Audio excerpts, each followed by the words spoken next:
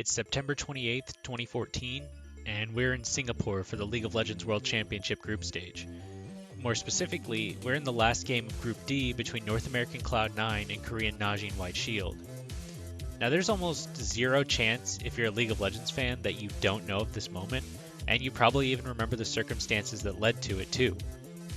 But just knowing the events of today don't tell the whole story. The four teams of this group have so much to play for, and their paths here are as important as their performances on the biggest stage. To ensure that none of that gets lost in the shadow of what's about to happen here, let's run it back.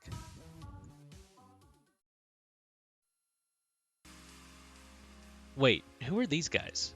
You just showed two completely different teams. This is Alliance. They're actually the top seed of Group D, and they're watching the game in question in mortal terror. But we'll get to that.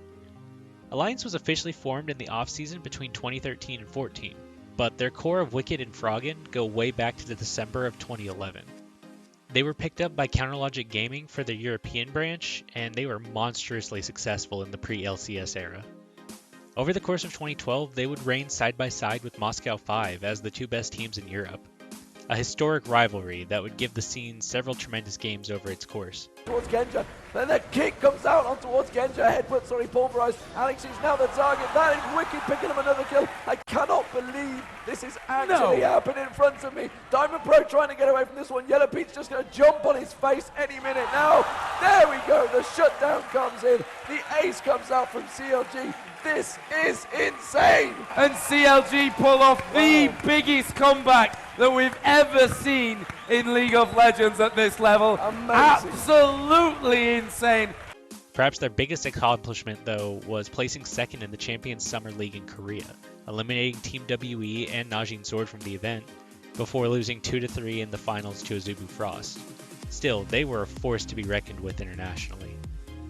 At the 2012 World Championship, they managed another strong performance, beating Team WE 2-1 in the series that accidentally made Silver Scrapes a thing, but lost again to Azubu Frost 2-1 in the semifinals, a equal result to Moscow 5. They would opt to not renew their contract with CLG, instead signing under the banner of Evil Geniuses.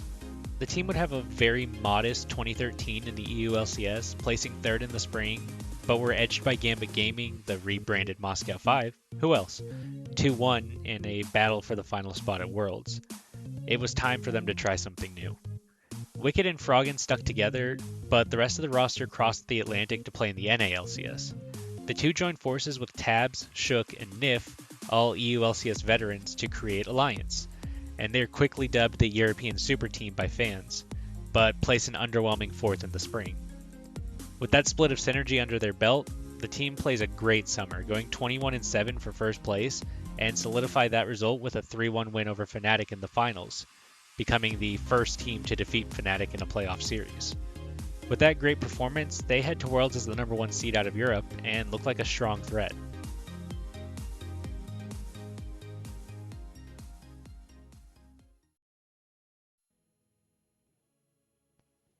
Cloud9's 2014 has been a bit more rough than Alliance, as the 2014 summer has been their most disappointing split so far. Cloud9 breached the LCS for the first time in the 2013 summer and put up record-setting performances in the summer and 2014 spring. Their domination across both splits can be best shown in their game record, an astonishing 59-7 including playoffs. The rest of the league wasn't even close to them, but in between there was a tinge of disappointment, as they only got to play 3 games at the 2013 World Championship, losing 1-2 to Fnatic after deciding they could deal with XPK's Kassadin. They couldn't. Well, let's wait on the cooldowns once again. High's explosive cask is up. This time, Lemon Nation has Crescendo. We look across to Fnatic. The only ultimates they're missing are Lysandre's and Jarvan's. Look out, Lemon Nation. Lemon Nation getting caught out there. Has to use the Crescendo. It's not going to be enough. High getting locked up now. The Dragon will go down, but that's going to be High going down in the background. Meteos is going to land back in there. Are they going to go for him? They do lock him down. Stun United has been used. Fnatic are just going to back straight out. There's going to be a good catch on towards Cyanide. He's taking a lot of damage. He may go down from this one, but the rest of Cloud9 have gone a little too deep for it. Meteos is going to get taken down. Balls is the next focus target. Soaz comes in. Good Crescendo from Lemon Nation. Blows Soaz in there. Pops that ultimate straight off though. Peke picks up one. Peke going to close in towards Lemon Nation. He's going to be the next focus target. There it is. The Riftwalk force pulse straight on towards High. Going to be next. Sneaky goes down up the side. Peke's going to roam him in. There's the triple kill. they should just go for casting again. Burst of damage down, Paranoia going out, Tom Pushu, that's going to be the focus target, but Meteos has gone very deep. Oh, the ultimate comes out from Yellowstar, catches them all down. Good damage, first kill finally for Cloud9, catching on towards it. Stranglethorn bounces Yellowstar in the air. Peke is full. Is it enough? Peke comes back in there, he gets on towards Elimination. Paul's being taken down by this support just off the side there. Peke goes around, he gets himself the triple. The final inhibitor turret of the game is being focused, and Yellowstar manages to land his ultimate. Elimination, and High manages to get his Zhonya's Hourglass off just in time. Chain of Corruption comes out, pulls his drone, puts some damage down. Hemoplague on towards Cynoid, tries to get the kill. Yellowstar does go down, that's the second kill of the game for Cloud9, but it is going to be another triple for Peke. Here comes the Quadra, they're going to give it to him. Yes, they are. It is Peke dominating 11-0-7. Still, they stood at the top of the mountain for North America and would be going as their representative for the 2014 All-Star event. And that's when tragedy finally struck. Cloud9's shot caller and team captain High suffered a spontaneously collapsed lung, which would hospitalize him and ultimately require surgery to correct. The team pressed on to a respectable performance in his absence, using Link from 3rd place CLG as a stand-in for the event. High returned for the summer, but the effects still lingered. He reported getting tired more easily, not allowing for the same amount of rigorous practice. The team stumbled to a 10-8 record after 7 weeks, but finally worked themselves back into their previous form, ending the season 18-10 in 1st place for the 3rd straight time. Their 3rd straight final against TSM would prove different. TSM tied the series 1-1 to end Cloud9's 14-game playoff winning streak. The series would battle back and forth to a deciding Game 5, which ended with a moment of NALCS folklore. Utilize this big engage. Tyrus just out of range on that. Homeguard wears off. Not much damage from the shockwave, but the control TSM needs to reassess the fight. Boss gets hit up. The Glacial Fish are on the backside. They bottleneck into this fight and are going for broke. High goes in, tries to get his ultimate down. Last breath has already been used. Coming up with focus. Wow, Turtle! Turtle on the triple. Turtle on the quadra. Meteos on the outside. A second quadra in the playoffs for Turtle. Wild Turtle's Tristana crit Sneaky 3 times in a row at a 45% chance per hit, killing him and allowing Wild Turtle to finish cleaning up the fight. If only one of these attacks didn't crit, Sneaky would have survived, and TSM likely would not have been able to end the game. For the first time, Cloud9 would be the runners-up, heading to Worlds as the 2nd place team from NA.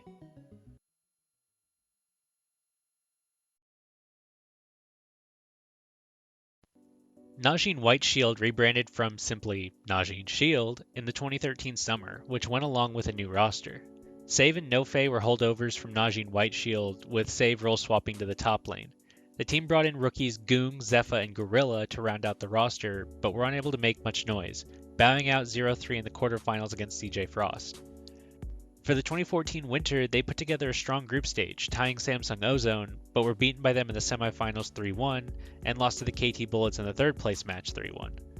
NoFe decided to retire, so the team transferred in Watch from their sister team Najin Black Sword, and rode the veteran to a very strong 2014 spring, in which they won their group and placed 2nd to Samsung Blue in the playoffs.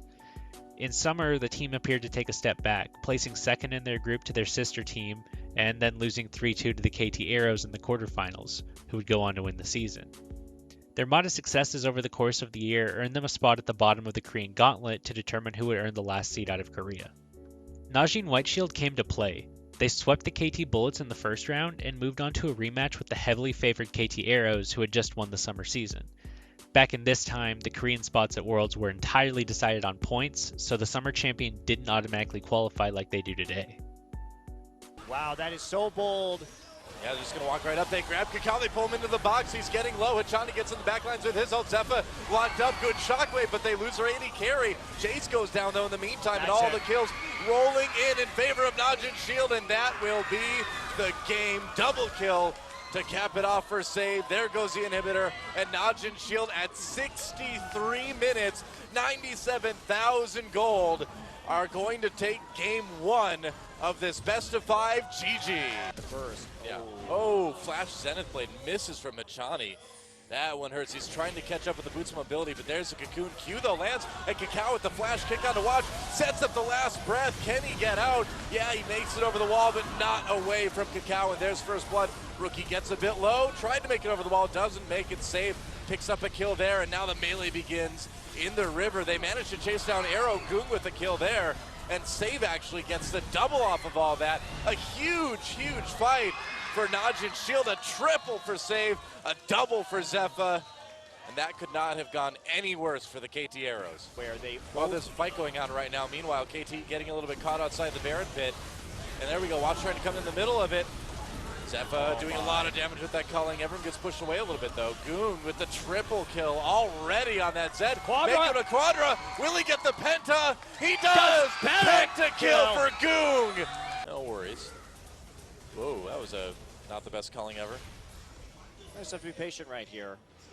Yeah, no minion wave to even do that. Oh, Achani tosses the Alto, doesn't hit anyone. They catch Achani anyway. Goon comes over the wall to finish him off. Achani's getting low. Save, meanwhile, just takes the turret. They're so careful about these engages. No extra engaging that doesn't need to be done. Watch jumps into the back lines. Arrow fighting for his life. Goon comes in onto Someday now. Another kill for Save. And Shield should be able to close it out right here. 2 kills for Zephyr.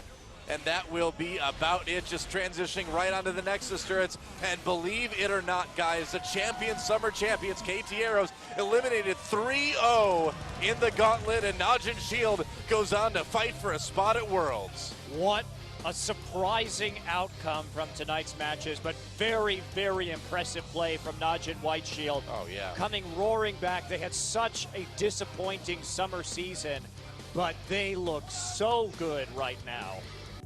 Najin slams the KT Arrows in this series. After a close Game 1, they open the series up with a huge victory in Game 2 and run that momentum into a quick Game 3 as well. Only one team stood between them and their spot at Worlds, SK Telecom T1K, Faker's team. SKT faced a poor year after their triumph at the 2013 World Championship. They won the 2014 winter season without losing a single game, a feat that has never been matched to this day, but faltered in the spring and summer, bowing out in the quarterfinals of both. They narrowly missed going to Worlds second on points as they lost a second place tie against Samsung White. Najin plays a great series, winning 2 games over SKT before they can eke out a win of their own, but stomp SKT out in Game 4 to take the final spot at Worlds, eliminating the reigning champions in the process. Though. Kills already, a double for Zephyr. Oh man, and here we go. Watch getting into the back lines onto Faker. Impact low, getting away. Faker will be able to get 1 kill on the Gorilla, but that's all they're gonna get. And Shield, they get the play. Zephyr coming up big for Najin Shield. Man, what an engage right there again, just using the divine intervention. Mondu reacted well, he got a big stun off. It is minutes. Basically, Piglet and Mondu just melted immediately to this very fed 6-item twitch. They've got a lot of stuff to get through here, but I think it's going to be an impact is all that stands between Najin Shield and a trip to the 2014 League of Legends World Championships. Can he defend? There's 30 seconds. It's not going to work. There's the first Nexus turret. There's the second. And there goes the Nexus. Najin Shield is going to Worlds. What an unlikely story for Najin Shield to come here and actually run the gauntlet. How well won. Watch makes his 3rd consecutive World Championship Makuza. The coaches swarming into the booth, and Sword smiles on their faces in the front row as well. No kidding, man. Look at that. This is the team that went 9-1 this week, man. 9-1. What a gauntlet run for Najin Shield. They started at the bottom and climbed their way up to the very top. And if they keep playing the way they've been playing, they are a serious contender to win the World Championships this year. And lastly, we have KaBuM from the tiny Brazilian league. KaBuM is a new team for the 2014 Brazilian League, which is still in its infancy as a competitive league. And they feature a roster of Lep, Danagorn, Tinones, Dans, and Espeon. And they perform very mediocrely in the season, placing 4th out of 6, but making the playoffs. They do place 4th in the playoffs as well, but will be bailed out by the old style of the Brazilian qualifier. The 4 playoff teams, as well as 4 qualifier teams, will play a single elimination bracket, with the winner moving on to the Wildcard tournament. KaBuM makes a roster change ahead of the event, moving Dans to support and picking up new face Minerva to take his role of ADC. This change is apparently just what the doctor ordered. They 2-1 Team Op and sweep the Brazilian champion Keed Stars in the semifinals. They meet the 3rd place CNB in the finals, who they easily beat 3-1 to earn a spot at the Wildcard tournament. The Wildcard tournament at this period is a smaller affair than it is today. KaBuM just had to face PEC's team from Latin America in a best-of-5 series to qualify, whilst the Russian, Oceanic, and Turkish teams had to play a mini group stage to pick the other qualifier. KaBuM wins another easy series, this time 3-0, to earn their spot at the World Championship.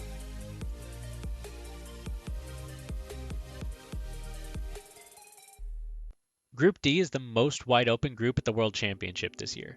LoLeSports.com predicted Najin Whiteshield to take the group, with the Cloud9 versus Alliance head-to-head determining the second team out. KaBuM was predicted to end without any wins, a sentiment shared by virtually all other predictors. Wildcard teams had never earned a legitimate win at the World Championship, and there was no reason to expect that would end here. LoLeSports officially predicted Najin in first, Cloud9 in second, Alliance third, and KaBuM fourth. But, funnily enough, there was dissent at Riot about this. In their all-16 team power ranking, they put KaBuM in last at 16th, but all three other teams were placed in the top 8, though this time, Cloud9 was 8th, Alliance 5th, and Najin 3rd. Still an extremely close spread, but a flip between Cloud9 and Alliance. Leaguepedia also put out an article, building a panel of 7 members to predict the groups. They used a point system to rank the teams with 4 points for first, 3 for second, etc. Group D featured the closest spread between the top 3, with a reasonable shot given to the 3 major players, although they unanimously decided KaBuM would be 4th. This all tracked, as Najin Whiteshield efficiently eliminated 2 massive championship threats in the Korean Gauntlet, and whilst Cloud9 looked strong, EU was generally just seen as a superior region to North America. And of course, no wildcard team had ever earned a win at Worlds, so why would you give any thought to KaBuM? Okay, that's the setting. Now how has the group actually played out? Well, the group started out strong for Cloud9. They opened the group with a strong victory over Alliance, the biggest mark for their potential progression. In the meantime, they've got super minions in the base. Yeah, the super minions would end the game as long as they keep Alliance occupied. I gets bubbled in. Will they be able to get a good fight out of this? Zanya's thrown down in from balls, and it looks like they're actually pushing Alliance away from their base, the place they need to be going.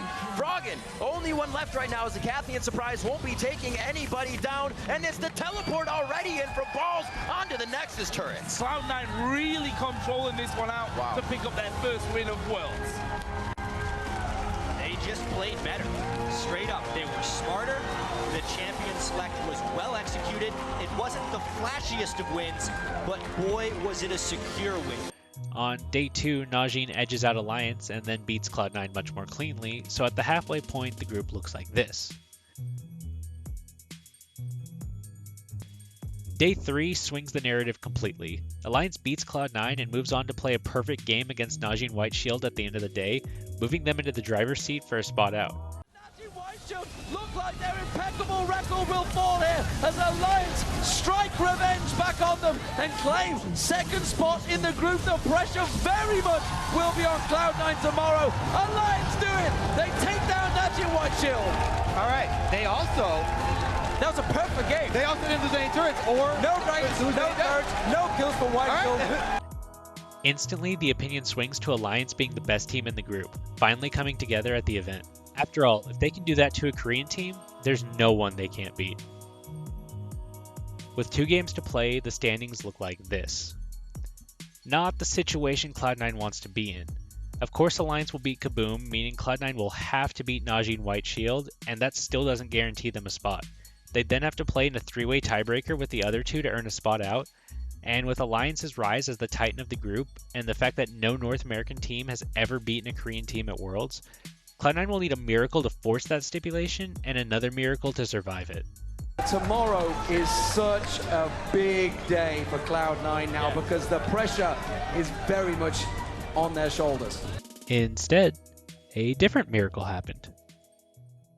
KaBuM has been making strides this tournament, but still are supposed to just be a pushover.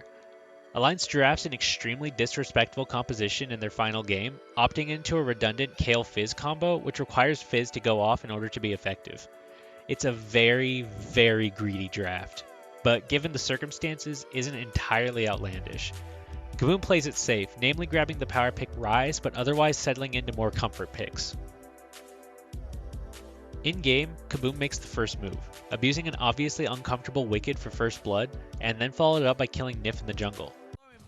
Flash is available, he may need to use it. Oh, has to sidestep the cocoon, the repel will come on towards him. Left's gonna get one more hit. First look goes down, and Wicked, not playing Aurelia, gets caught out again. Didn't get to use his TP advantage in his lane. Did, however, pick up at least an assist from the gang. And Danagon, he's not done. Oh, Nif's in trouble. He's going to get caught out. In goes Tino's ultimate available and used to great success. At 1840 with the dragon respawning, this happens. See if Wicked can be ready with his ulti in case Alliance wants to fight. They seem like... Whoa! Moving in. Whoa, Froggen. Seem like they want to fight indeed. Frog gets it up here. It could be Nif next, actually. They're looking for more kills on this one. Tino's over the wall. Zap just misses. Nif could be the next one to go down in this fight if Left gets over the wall. And KaBuM goes to Dynamite. What the hell was that, Froggen? That was the worst engage I've ever seen. Wicked was still at the boob. I don't know if Froggen was expecting Wicked to be there with him with the ulti. He doesn't have an hourglass yet. You can't just jump in on Fist. KaBuM is controlling this game. The casters are right to be incensed at Froggen, as he hero engages far beyond the reach of his team, dying for nothing, although notably Nif fails to throw him a lantern to potentially save him. KaBuM is solidly taking control of the map, and Alliance is failing to make their greedy composition work. KaBuM abuses these failings to crack the Alliance base at 23 minutes, and the crowd erupts into chants and support. Thrown out the dance, they're going in. Yeah, that was the black shield that he knew wouldn't be able to go on Dan's after he threw it onto Tino's. They turn this one around and say, yeah, we'll take this fight and we'll take down Nif.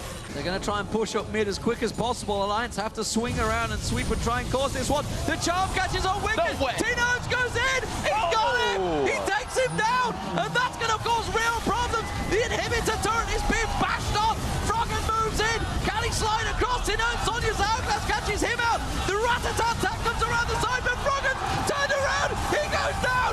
KaBuM are destroying Alliance. I cannot believe this right now. They are pushing into the base at 23 minutes. They are totally shutting down Alliance, the super team from the European LCS. And as you said, Deficio, the team that went undefeated against Naja and White Shield yesterday. Shook is able to steal the Baron, buying Alliance much needed time, but they are unable to use it to their advantage, forced back into their own base by the onslaught of super minions. Finally, as the game crests 38 minutes, KaBuM commences a push into the bottom lane. Still has the Zanyas up. Communication on that one was right by Alliance, but the turret taken down below half. This has been the story. KaBuM has not been pushed off the turrets until they grab it. And the Nexus turret almost about to go down. Alliance has too much on their plate to consider. That's the fight. The control onto left. They are able to take him down. Danagorn very low. Shook gonna get hit up to the middle of the fight. They're gonna win. Nexus turret is almost about to go down. That's Alliance down. KaBuM. They flip the fuse, and they are gonna take the game here. It's just a bit more. Frost's charmed up, and it's the kiss of death for him. A triple kill coming in for Tino's, and I can't believe it, D-Man. KaBuM takes the game over Alliance. What the hell just happened? The team that absolutely got the perfect game over Naji Whiteshield just got decimated by KaBuM Esports from Brazil, representing the Wildcard tournament. And that, ladies and gentlemen, blows this group wide open once again. KaBuM chants filled the small venue, with North American fans in particular erupting in excitement. KaBuM, in fighting for their own pride, in fighting to show wildcard teams belonged, had done the grandest of favors for Cloud9. Cloud9, back in their scrim room, exploded as well. Suddenly, the entire complexion of the group had changed. A win over Najin sent them to the playoffs, and a loss still gave them a shot at beating an Alliance team who was just embarrassed by the little Brazilian team that could. It was showtime. Cloud9 starts the game amazingly, as they are able to draft basically everything they could ever want, notably Balls' Rumble and High Zed. From this point, I don't really think I can express the excitement of these fights with words alone. Let's just have a look. This Shield team is all about picks. they're not necessarily going to start the Baron. As you said, it's always going to be a dangerous prospect for them to start that Baron, so they'll be hesitant. But if they just get vision control over Baron, then they open up for picks. He's got a good spot here. Going on towards balls, there's a tidal wave, he's not burned by the monsoon, actually gets the ultimate out of KO, meanwhile, they're going on towards Zephyr, can he finish him? No! Zephyr lives and manages to get the kill on his way out. Elimination at half HP. Is maybe going to try and lock down Watch here with Sneaky. Can they actually get in onto him though? Sneaky still going down is the jump off to the race, and Watch will be able to walk away. 3 for 2 there in favor of Najee White Shield, but look at them out. What a close fight that was. This is what Shield does. They won so many late games, just letting the minion waves go back and baiting the other team into jumping to them because they have no other choice. Either Cloud9 goes back for the minion waves and gives rid of Baron, or they fight now. Zephyr goes in. Oh, he's going for Sneaky as well. The Valkyrie instantly elimination uses the monsoon. Instant equalizer as well. Zephyr stood on top of it. Gets the intervention. Goong at the back. He's going to get one. Sneaky will go for him. Meanwhile, over by the Baron, Meteos gets Zephyr. Gets the reset.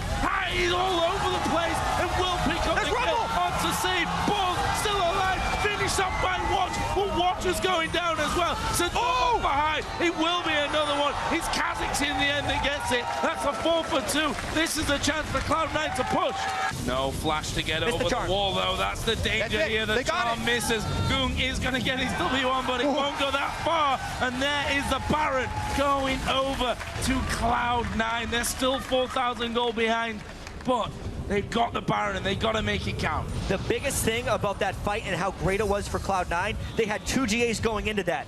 They did not consume either Guardian Angel, so they're conceding everything that's not their inhibitor turret. I wonder how quickly he can make it over here, though. Yeah, he's got to come over quickly because Cloud9 aren't very slow rotation. They're going straight onto it. Are they going to get it? They will take the turret. Will they fight though? Trying to stay around. Goong goes in. Balls are going to use his Azonia's really quickly. High at the back. Gets the Guardian Angel down, and that could be problems for him. He's going to come back up. Can they finish off Goong? No! Shut down. Goong goes low. His GA's pop. Meteos has his Guardian Angel pop. Sneaky there. His full HP. He could be a hero for Cloud9 right now.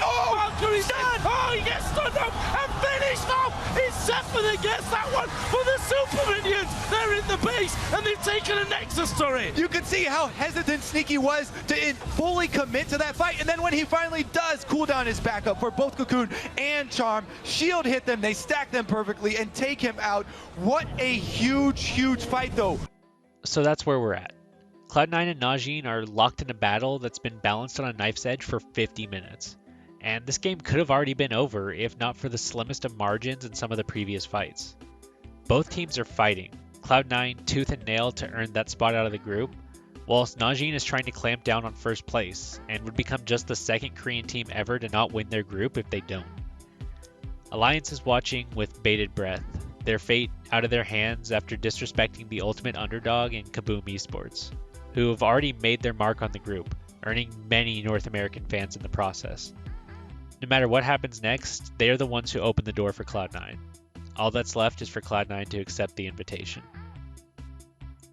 And GAs are coming up here soon as well. Not quite in 10 seconds time though, so this Baron might be a little bit delayed from both sides until they get those Guardian Angels in position. Goes off to the side falls. He's going to be the focus, but he flashes. The Cocoon misses. Oh, they've got the Charm on high though. He will put down his death mark. Goon uses his Gorilla low the back. Sneaky coming around after using his QSS. It's going to be Cloud9 to win this one. They take out Watch. They go into Zephyr. It's the ace for Cloud9. They could go through and win. 51 minutes in, Cloud9 finds the amazing fight. 5-0 ace. This is for KaBuM. This is for KaBuM. Cloud9 don't have the lockdown, but they're the ones kiting back, and they kite back perfectly. Even though Goong gets that time they needed to disengage, they did. Zephyr could never find the fight he needed, and Cloud9 takes down Shield. Nexus turret's going down, and Cloud9 picking up a massive victory over Najee White Shield. They're going to play them again later today to see if they can beat them again and go through as first in the group. It of course also means Alliance are out of the World Championships. I'm sure I don't have to tell you how awesome that final fight was, but check out Balls' equalizer. He perfectly places it to break ranks in the Najin backline, preventing Zepha's Twitch from being able to output any damage. A free-hitting 4-item Twitch is likely enough to swing this teamfight in Najin's favor. Anyway, thanks for watching. As always, I'd love for you to do the YouTube things, and I'd love recommendations on what you'd like to see for the next installment. Najin would go on to win the tiebreaker later on to exit in first, but neither team would make it past the quarterfinals, as Najin lost a 3-0 sweep to OMG, and Cloud9 lost a thrilling 3-1 to Samsung Blue. Yeah, gotta just go around and basically do it better this time. Of Cloud9, they're gonna go for Dane. They're gonna fly into the king. Dane's gonna go for Sneaky, but they've done it. They've killed Dane. They're gonna try and push. Death goes down. Acorn's gonna fall as well. 45 seconds, 4 timers. What can Cloud9 do? This is reminiscent of KaBuM getting picks on the carries. They got the 2 main carries shoving up mid. They're going to go for this inhibitor. They have to get the inhibitor down, though. Only a couple minutes to work with. They can do it. Clever work from Spirit. He's going to try and cut the line off, but this is going to be wanting him down. And Cloud9, they may try and keep pushing. For the win. Death timers. It's 20 seconds still. They have to go for the Nexus turret. They've got to push in there. Lemonade tanking it up. Here comes Spirit. Forget it. Try and get the Nexus turret. Oh, they got him. Spirit's taking the damage. Lemonation. 10 tanking on the seconds. turret. Gonna get one down. Spirit's taking so low. They're gonna keep on this one. 5. They're gonna go, Joe. Go for it. He's gonna go low. 2. Doing a jump. Go for the What? They're up. They're up. They're gonna dive in. The Nexus is allowed. But they've won it. They've cleared it. Samsung Blue of hell. Whoa! They've got super minions in the back. And now Blue. And Blue are going to finish. All over, ladies and gentlemen. Whoa! OMG all over again. It was a last-ditched effort from Cloud9, but Samsung Blue, they have the super minions, they have the team barreling down that midline, and surely, for God, they could be facing their sister team, Samsung White, in the semi-finals. Surely got this one. There's still 10 seconds. It's going to take a bit of a miracle here for Cloud9. That Nexus turret will be finished off. The focus onto the Nexus, and Samsung Blue, with an amazing ending here in game number 4, will win the best of 5 and move through to the semi-finals. None of the Alliance players have ever made it back to Worlds again, making their 3-3 finish their highest point. KaBuM's roster would be picked apart in the coming years, and whilst the team made it back to Worlds in 2018, none of the same players remained. But that doesn't take away from the heartwarming friendship they and Cloud9 forged at this event.